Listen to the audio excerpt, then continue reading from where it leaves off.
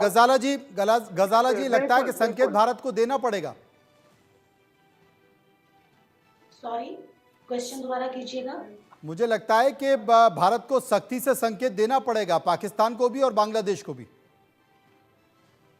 Sir, Bharat जितनी भी साजिशें कर ले, उसकी हर साजिश उसको वापस आके उसके अपने मुंह पे लगती है। और आपने बड़ी अच्छी ग्राउंड रियलिटी अभी हमारे, आज तो मैं वो मैप नहीं देख सकी, मुझे अपने स्क्रीन पे वो शो नहीं हो रहा था, बट मुझे बड़ी खुशी हुई कि बहरहाल आपने ये मान लिया कि वो भारत जो कि ये दावा करता था कि उसने पाकिस्तान को दुनिया में तनहा कर दिया, वो अब अपनी पॉलिसीज की वजह से खुद दुनिया में तनहा रह गया है।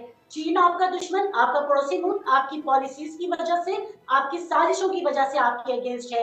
बांग्लादेश, आपने बड़ी सरमायाकारी की वहां पर, आपने बड़ी इन्वेस्टमेंट की। आपने न सिर्फ ये कि वहां पर पैसे के जरिए इन्वेस्टमेंट की, बल्कि इंटेलेक्चुअल इन्वेस्टमेंट की। इसके बावजूद उसने फिर आपकी साजिश का उसी तरह जवाब दिया। वहां की अवाम खड़ी हुई और वहां की अवाम आखिरकार अपना हक लेके रही। और आज आप हसीना वाजिद को, शेख हसीना वाजिद को अपनी गोद में बिठा के उसको संभालने के लिए भारत इस वक्त मजबूर हो गया है एक हारी हुई शख्सियत को। I want to respond her.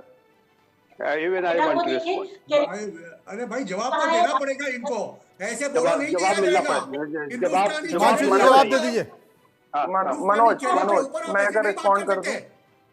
Himanshu जी, अरे ऐसे नहीं चलेगा भैया, ये लीडिंग बाय थाउजेंड कट, ये इनकी पॉलिसी रही है। और बांग्लादेश के साथ में जब हम बात करें, मुझे तो डर लगता है कि पाकिस्तान के 4 टुकड़े हो, उससे पहले बांग्लादेश के 3 टुकड़े ना हो जाए।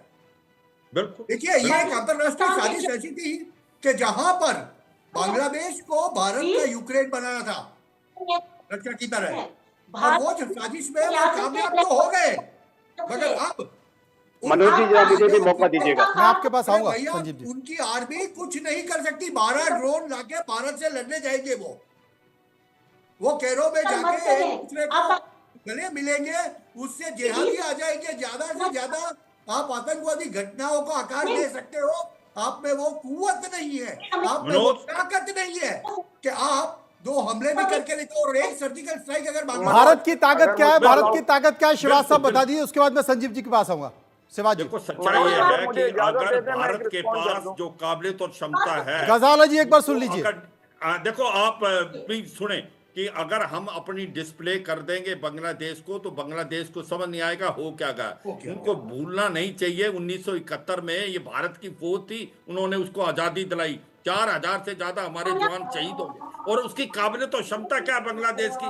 बांग्लादेश का पानी कहां से जाता? भारत से। बांग्लादेश में बिजली कहां से जाती? भारत से। बांग्लादेश के अंदर टेक्सटाइल की इंडस्ट्री कैसे चल रही है? रॉ मटेरियल कहां से जाता है? भारत से। और भारत की जो शक्ति है, मिलिट्री पावर फोर्थ है, लार्जेस्ट इन द वर्ल्ड। अगर कुछ कर दिया सर्जिकल स्ट्राइक तो बांग्लादेश को समझ नहीं आएगा। मगर भारत एक बहुत ही ज्यादा स्टेबल और स्ट्रांग और एक मैच्योर देश है, ये समझाने की ही बहुत जरूरत है। क्योंकि जो बांग्लादेश में सबसे बड़ी बात है कि जो अराकान आर्मी है वो बांग्लादेश के 250 किलोमीटर अंदर घुस गई है। बांग्लादेश उससे तो लड़ नहीं पा रहा, उससे तो निपट नहीं पा रहा। भारत के सामने क्या करेगा वो भारत जिसने कभी उसे आजादी दिलाई थी। संजीव जी, कुल मिलाकर जब कोई भी देश आगे बढ़ रहा होता है, तरक्की कर रहा होता है और 5th लार्जेस्ट इकोनॉमी बन चुके हैं, 3rd बनने जा रहा है, तो कहीं ना कहीं बहुत सारी शक्तियां होती हैं जो आपके साथ तो खड़ी रहती हैं, लेकिन आपसे खतरा उसे रहता है।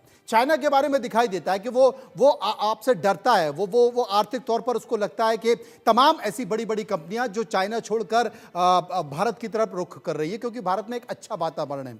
अमेरिका के बारे में खुद शेख हसीना ने कहा कि बांग्लादेश में जो कुछ हुआ वो अमेरिका के कारण हुआ और वहां के डीप स्टेट ने किया। तो अगर शेख हसीना को अमेरिका ने हटाया और यूनिस सरकार को बनाया, यूनिस को बनाया, और यूनिस अगर लगातार भारत के खिलाफ काम कर रहे हैं, तो हम इसे कैसे देखें? भारत के खिलाफ जो भी साजिश रची जा रही है, अभी तो चुपचाप अमेरिका देख रहा है ना, तो इसमें अमेरिका का भी संकेत है। मनोज जी, गजाला जी जो पाकिस्तान से बैठी हुई हैं, वो एक ऐसे मुल्क से बात कर रही हैं कि जिस मुल्क ने बांग्लादेश के लाखों महिलाओं के साथ बलात्कार किया, बहुत सारे लोगों को, हजारों लाखों लोगों की जो उन्होंने उनको मौत के घाट उतारा। एक ऐसा जो राष्ट्र जो कि पाकिस्तान का ही पार्ट था, वो पाकिस्तान की सेना के जुल्म सितम की वजह से आज वो अलग राष्ट्र बन गया, और वो एक ऐसे राष्ट्र के संदर्भ में भारत को नसीहत देने की कोशिश कर रही है जिसने कि बांग्लादेश के उन लोगों की मदद की जिनके के ऊपर पाकिस्तान की सेना ने इतने बड़े अत्याचार किए थे। आखिर ये किस मुंह से ये बातें कर सकती हैं, और भारत को नसीहत देने का आपका फेस गजाला जी नहीं है। दूसरा, आप एक ऐसे मुल्क से बैठे होकर बात कर रही हैं कि जहां पर विश्व का सबसे बड़ा आतंकी ओसामा बिन लादेन पाया गया था।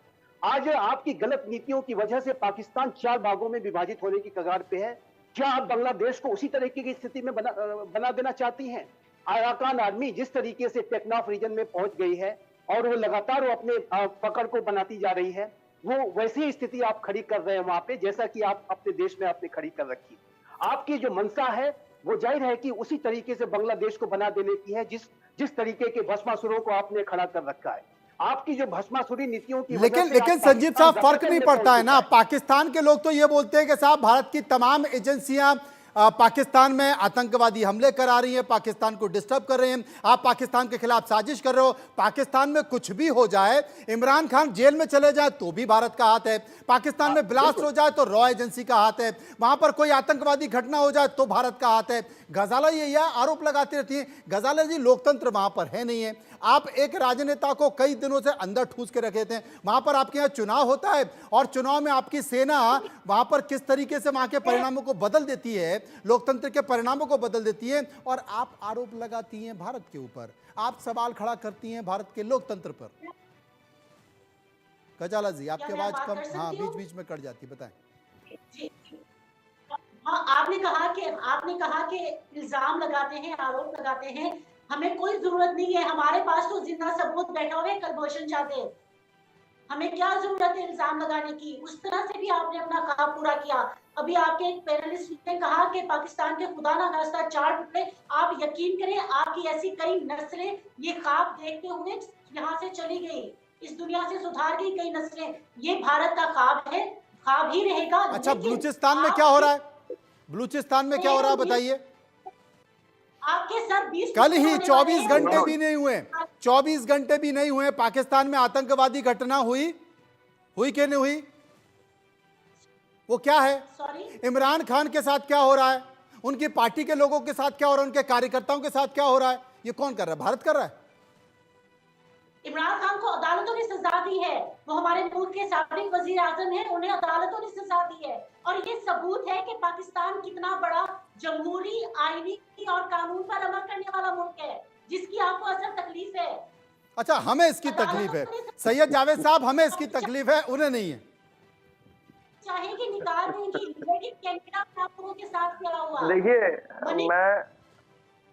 सैयद जावेद, मनोज भाई, हाँ, मैं जवाब दे रहा हूँ। देखिए क्या है, कोई बात नहीं, कभी कभार ऐसा होता है जब आदमी जोश और खरोश में होता है तो कभी कभार ऊंची आवाज में कुछ ऐसी बात कर जाता है जो उनके मुल्क के लिए नाकाबिले बर्दाश्त होती है। देखिए अभी सुनिए मेरी बड़ी बहन, सुनिए अभी देखिए IMF के पास जो है वो जाना पड़ेगा, कटोरा लेके बड़ा वाला इस बार जाना पड़ेगा। अगर हो सकता थोड़ी सी भीख अगर IMF दे दे या थोड़ी सी सहूलत दे दे तो खुदा का शुक्र अदा करिएगा और तहज्जुद में उठ करके जो है दुआएं करिएगा कि कुछ जो है भीख जो है ज्यादा मिल जाए। दूसरी सबसे बड़ी बात आपको बता दूं, मुझे नहीं मतलब एक ऐसा बंदा बात कर रहे हैं जिसके अपने यहाँ गुर्बत की लकीर हमारे यहाँ से बहुत कम है। इंडिया वो नहीं है जो आप लोग अपनी मूवीज में दिखाते हैं, इंडिया वो है जो आप लोग सुनिए ना किसी IMF के पास हम चाह रहे ना हमारा दर्द ना लें आप, मेरे भाई, मेरे प्यारे। कमाल कर रही है गजाला जी, हम विश्व की 5वीं बड़ी इकोनॉमी है, हम तीसरी बनने जा रहे हैं और आप कह रहे हैं कि गुर्बत हमारे यहाँ है। हिंदुस्तान के अंदर सुनिए, अंतरराष्ट्रीय स्तर पर बाइडेन मोदी को सलूट ठोक रहे हैं, तमाम देश सलूट ठोक रहे हैं, पुतिन और तमाम राष्ट्र जो है सबसे बड़ा सम्मान दे रहे हैं। देखिए अभी आप ही के यहाँ से कुवैत, एक मुस्लिम देश से प्रधानमंत्री नरेंद्र मोदी आए, वहां पर उनको सर्वोच्च सम्मान दिया गया, और आप कह रही है कि भारत की स्थिति बड़ी खराब है। Manoj allow me to speak at least, मैं रिस्पॉन्ड दे दूं। हाँ सही है साहब। मैं इसलिए कह रहा था, दूसरी सबसे बड़ी, देखिए पाकिस्तान के अंदर चीजें जिस तरीके से आपको पता, आज से नहीं लगभग काफी लंबे वक्त से, उनके अभी 60-65 साल हो गए हैं, जिस तरीके से स्टेबिलिटी है पॉलिटिकल, उससे देखने के। लेकिन हमारे सामने हमारे मुल्क का मौजू खड़ा हुआ है, उनके मुल्क का मौजू उनके सामने, लेकिन मुझे अपने हिंदुस्तान की फिक्र है और यहाँ के लोगों की फिक्र है। जिस तरीके से रेडिकलाइज्ड ऑर्गेनाइजेशन जो है, जिस तरीके से रेडिकलाइज, नहीं, हम सब जगह की फिक्र करते हैं, हमें तनकीद करने की जरूरत नहीं। फिर आप अपनी यहाँ भी तनकीद जो है लेने के लिए तैयार रहिएगा। आपके यहाँ भी सामने मसला खड़ा हो रहा है, और अपने मुल्क की देखिए आपके यहाँ क्या स्थिति है, पॉलिटिकल अनस्टेबिलिटी कितनी है। कम से कम हिंदुस्तान का मुकाबला जो है वो आप नहीं कर सकते, मेरी बड़ी बहन, हिंदुस्तान का मुकाबला आप नहीं कर सकते। आपने कई बार करने की कोशिश करी और आपको जवाब नहीं मिला है, ऐसा नहीं कि नहीं मिला है। आपको पता है 71 के अंदर 2 टुकड़े जो है किसने करके आपके पाकिस्तान के 2 टुकड़े करके रख दिए थे। तो सबसे बड़ा जो हार हुई थी, वो पूरी दुनिया की सबसे बड़ी हार जो है वो पाकिस्तान के नसीब में लिख गई। बहरहाल मैं उस मौजू पे नहीं जा रहा, मैं आज के मौजू पे बात कर रहा हूँ। अरे बहुत पानी देखिए, बड़ी सामान्य सी बात है, बड़ी सामान्य सी बात है कि बांग्लादेश जो भी कर रहा है, पाकिस्तान को उसमें खुशी होगी। पाकिस्तान को ये लगेगा कि चलो जो भी हो रहा है, कम से कम वो हमारा पुराना बदला हो रहा है। और भारत के साथ, भारत चूंकि जिस स्थिति में लगातार पाकिस्तान होता रहा है, पाकिस्तान के साथ बांग्लादेश भी खड़ा हुआ है। दोनों देशों की अभी बैठक हुई है, दोनों देश मिले हैं और काहिरा में दोनों की मुलाकात भी हुई है। वो संकेत क्या है वो साफ तौर पर दिखाई दे रहा है। लेकिन हिमांशु भट्ट साहब, मैं आपसे एक चीज पूछना चाहता हूं। हिमांशु जी, मैं आपसे एक बात ये पूछना चाह रहा हूं कि जिस तरीके से अब तक भारत संकेत देता आ रहा है, क्या आपको लगता है कि इन संकेत और कूटनीति के तरीके ही हमको आगे बढ़ना चाहिए, या कोई ऐसा संकेत देना चाहिए जिसकी सख्त दरकार और सख्त जरूरत है? देखिए भैया, अभी जो चल रहा है ना, वो जो लोगों को नहीं पता वो बहुत कुछ चल रहा है, और जो पता है वो तो चल ही रहा है। और वो बांग्लादेश जैसे छोटे से देश के लिए ठीक है, क्योंकि हम जानते हैं बेचारा राष्ट्र है,